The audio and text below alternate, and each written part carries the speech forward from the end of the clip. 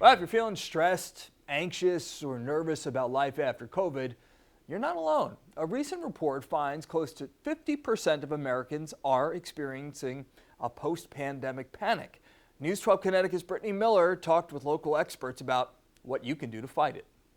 Physical pains of COVID-19 have become all too familiar, but as the world begins to reopen, there's an invisible impact many are struggling with. Experts like Dr. Liz Mathias call it post-COVID anxiety. How real is this post-COVID anxiety? It's very real. People feel it on a very intense and real level. For 20-year-old Lauren Patricola, it's the fear of the unknown. With everything at home and online school, it's a lot. I've become so accommodated to online learning that I'm more nervous about transitioning back to in person. Like so many students, her junior year at Fairleigh Dickinson University was virtual. By the fall, Patricola and her peers will be vaccinated and back in the classroom. Dr. Liz says shifting from social isolation to public interaction is a frightening reality many aren't ready for.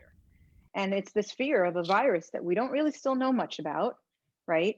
There's a lot of conversation about the vaccine might only be good for so long and you have to get boosters. So nobody is feeling 100% secure.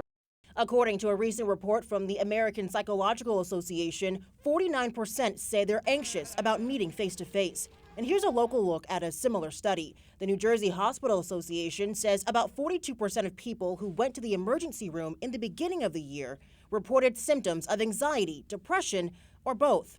So if you're stressed out about the next normal, Dr. Liz has some advice. First, find your comfort level and set parameters. Second, choose people who share your same views on safety. And lastly, advocate for yourself, no matter how socially awkward it may be.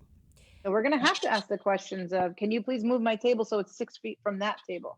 Can you please stand over there? Or can you please wear a mask? Or Dr. Liz says don't rush to re-enter the world. It's most important to take your time with this transition.